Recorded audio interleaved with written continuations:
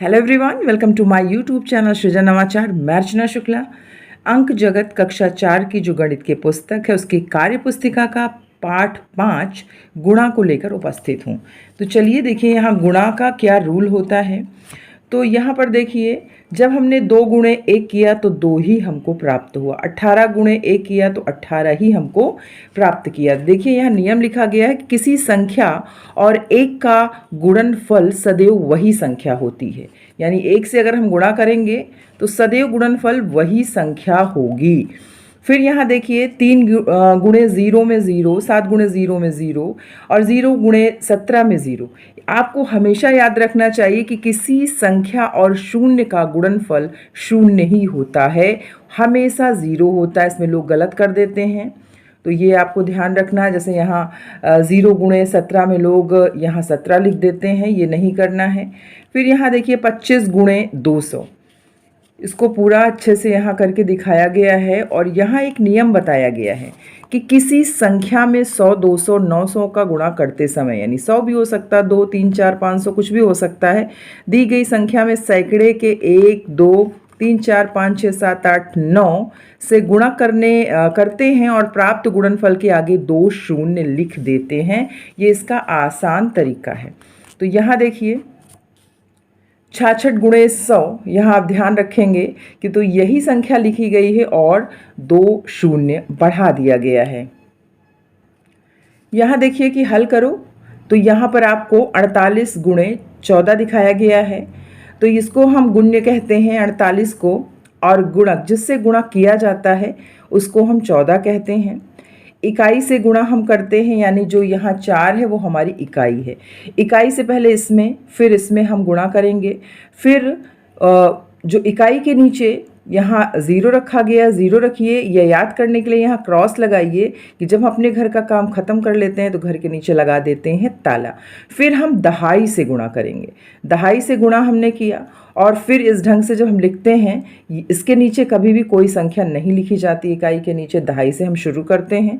तो ध्यान रखना है कि अंक के नीचे अंक ही होगा, तभी आपका गुणनफल सही आएगा। एक करके आपको दिखाया गया है, वही विधि यहाँ अपनाई गई है। और उसी प्रकार से यहाँ पहले इकाई से गुणा इकाई का, दहाई से गुणा दहाई का, फिर हम यहाँ क्या करते हैं, इन संख्याओं को हम जोड़ देते हैं। यहाँ देखिए किसी संख्या को बार बार जोड़ना ही गुणा कहलाता है। तो यहाँ देखिए, यहाँ पर आपको 3 अंक का दिख रहा होगा। सबसे पहले हम इकाई से करेंगे, फिर हम दहाई से करेंगे और फिर हम सैकड़े से करेंगे। याद क्या रखना है, इकाई के नीचे कभी भी कोई संख्या नहीं रखी जाएगी। देखिए जब हमने 7 से यहाँ पर गुणा किया इकाई से, तो हम पूरा यहाँ पर गुणनफल लिख दिए। उसके बाद हम जब 8 से यहाँ गुणा करते हैं तो सबसे पहले अपने घर के नीचे लगाइए ताला या 0 लिखिए।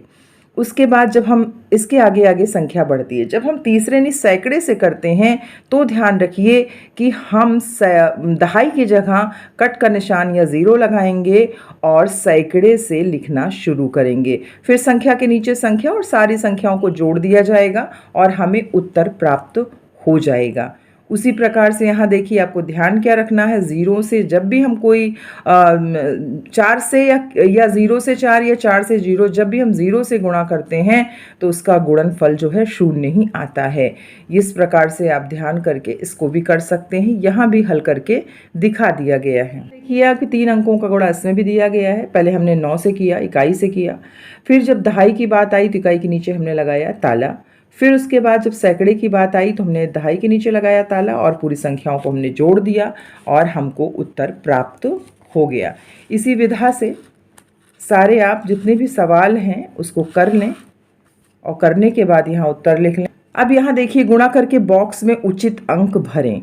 अब 10 गुणे 5, तो इसको क्या करते हैं, पहले हम इकाई से गुणा करेंगे तो 5 0 0, अब 5 एकम 5।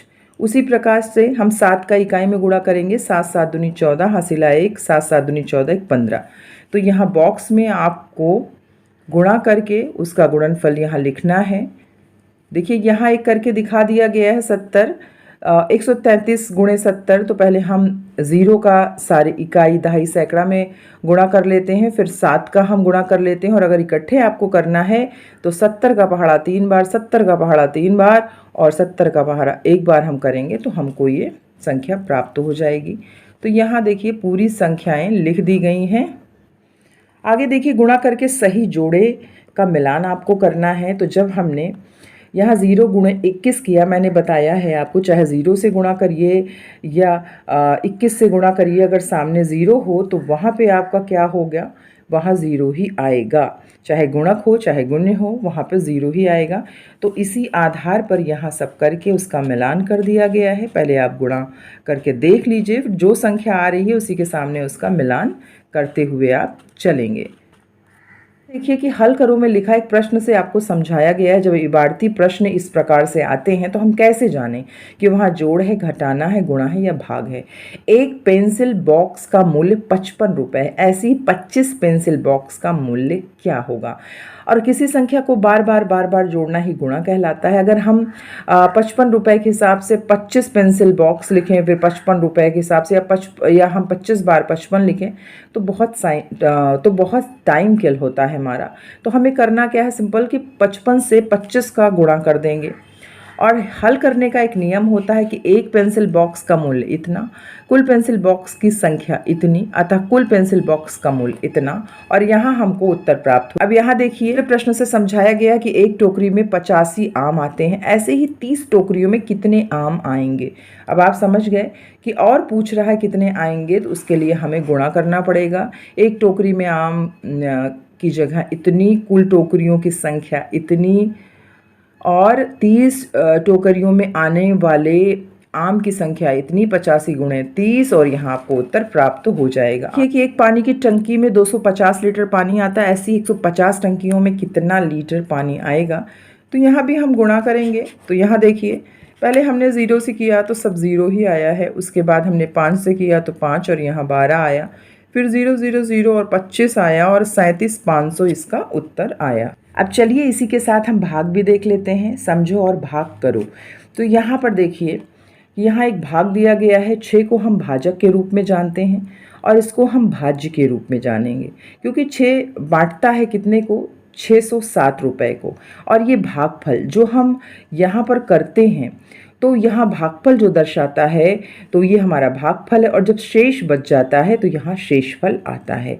तो देखिए 6 कम 6, और फिर हमने 0 कर दिया, और फिर नीचे हमने 0 उतार लिया। और जब हम 6 का पहाड़ा 0 बार पढ़ेंगे तो यहाँ 0 आ जाएगा। फिर हम 7 उतारेंगे, 6 कम 6, यहाँ 6, जो हम 7 में 6 को घटा देंगे तो 1 आता है, तो उसको हम शेषफल कहते हैं। अब यहाँ देखिए कुछ निर्देश दिया गया कि भाग की क्रिया हमेशा भाज्य के बाईं ओर के पहले अंक से शुरू होती है। भाजक जितने अंकों का है उतने ही अंक की भाज्य संख्या लेकर भाग की क्रिया करते हैं।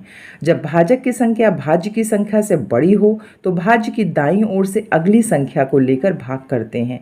भाज्य का कोई अंक नीचे उतारने पर यदि भाग नहीं आता है तो 0 बार ले जाकर भाग करते हैं। तो यहाँ देखिए वही मैंने अभी आपको समझाया है।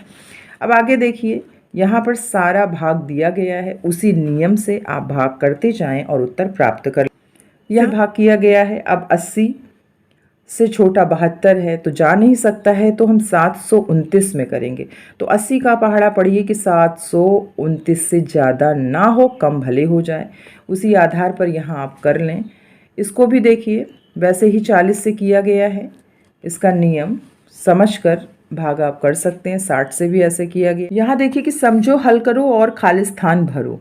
आपको भागफल बराबर भाज्य भागे भाजक, और यहाँ भाज्य बराबर भागफल गुणे भाजक धन शेषफल, यानी भाजक भाज्य माइनस शेषफल और भागफल, इसके आधार पर आपको करना। जैसे यहाँ 64 भाज्य दिया गया है और भाजक कितना दिया गया है 15, और भागफल कितना आया 4, और शेषफल कितना आया है तो 4। हाँ 101 में क्या है, भाज्य है, 11 भाजक है, और 9 आपका क्या है, भागफल है, और शेषफल हमारा 2 है। 103 में आप देखिए कि 103 हमारा भाज्य है, 10 हमारा भाजक है, और 10 हमारा भागफल है, और 3 हमारा शेषफल है। उसी प्रकार से आपको 87 का भी लिखना है, 105 का भी लिखना है, 96 का लिखना है, और 134 का भी लिखना है। फिर यहाँ है समझो और खाली स्थान भरो। किसी संख्या में 1 से भाग देने पर भागफल वही संख्या प्राप्त होती है। शून्य में किसी संख्या से भाग देने पर भागफल शून्य ही प्राप्त होता है। किसी संख्या में उसी संख्या से भाग देने पर भागफल सदैव एक ही प्राप्त होता है। यहाँ देखिए, यहाँ पर आप भाग दीजिए तो आपको 9 ही प्राप्त होगा, यहाँ 233 ही प्राप्त होगा। वही आपको समझाया गया है, यहाँ शून्य ही मिलेगा।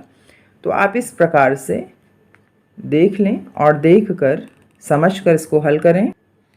यहाँ देखिए कि देखो, समझो और भाग करो। यहाँ नियम बताया गया है। किसी संख्या में 10 से भाग देने पर भाज्य संख्या के इकाई का अंक शेषफल होता है और शेष अंकों से बनी संख्या भागफल होता है। तो यहाँ एक आपको समझाया गया है और यहाँ शेषफल बताया गया है। तो यहाँ इस प्रकार से आप पूरा उसको कर लें। उसी आधार पर यहाँ भागफल क्या आएगा, शेषफल क्या आएगा, भागफल क्या आएगा, शेषफल क्या आएगा। फिर यहाँ 100 से भाग देने पर जो उसका नियम है उसके तहत किया गया है, उसको देखकर समझकर आप करें। फिर यहाँ पर 1000 से दिया गया है और उस पे क्या होता है, 1000 से जब हम भाग करते हैं तो क्या आता है, यहाँ बताया गया है। फिर देखिए कि 15 पैकेट में 225 पेंसिल आती है तो एक पैकेट में कितनी पेंसिल आएंगी। 15 पैकेट में पेंसिल आती इतना, एक पैकेट में आएंगी इतना। तो हम इसको भाग देंगे और भाग में हमें देखिए जो उत्तर प्राप्त होता है 15, उसको हम लिख देंगे। 6 पंक्तियों में 360 पेड़ लगे हैं। यदि हर पंक्ति में पेड़ों की संख्या समान हो तो एक पंक्ति में कितने पेड़ होंगे। तो यहाँ हमें 6 से भाग देंगे और हमें उत्तर प्राप्त होगा 60। देखिए, अगर एक पुस्तक का दाम हमें ज्ञात करना है तो हम 20 से इसका भाग देंगे और यहाँ 17 रुपये हमें प्राप्त होगा। समुद्र में 112 सीपों को इकट्ठा किया है।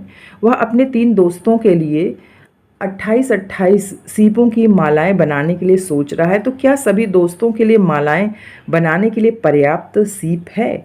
तो विधि क्या होगी, उसने एक माला के लिए 28 सीप लिए और हमने 112 में 28 माइनस के 84 बचा। अब उसके पास 84 सीप है। फिर उसने 28 सीपों को दूसरी माला बना दिया। फिर उसके पास 56 बचे। फिर तीसरी माला जब उसने बनाया तो उसके पास कितना बचा, 56 में 28 हमने सीप, 28 बचे। ध्रुव 112 सीपों में कितनी मालाएं बना सकता है? तो 4। क्या ये सीपें उसके सभी दोस्तों के लिए मालाएं बनाने के लिए पर्याप्त हैं? तो हाँ। तो यहाँ पर इस देखिए आप क्या करेंगे, 17।